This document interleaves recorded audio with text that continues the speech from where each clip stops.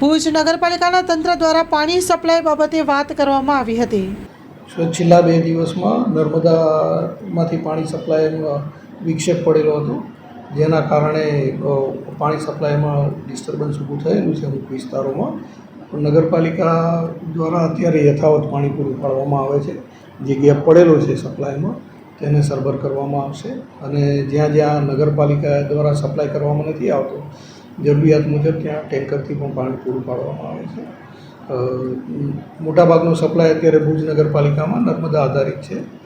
નર્મદામાં સપ્લાયમાં જ્યારે લાઇનમાં વિક્ષેપ પડે છે ત્યારે આવી પરિસ્થિતિ ઉપસ્થિત થાય છે, પણ અત્યારે નર્મદામાંથી પૂરતા પ્રમાણમાં પાણી મળી રહે છે, તેથી ધોરણસરનો સપ્લાય ચાલુ કરી દેવામાં આવેલું છે।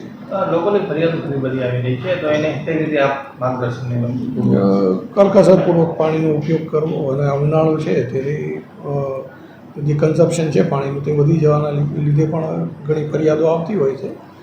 નગરપાલિકા દ્વારા જરૂરિયાત મુજબનું પાણી મળી રહે દરેક વ્યક્તિને તે મુજબનો પૂરતો પ્રયાસ કરવામાં આવી રહ્યો છે।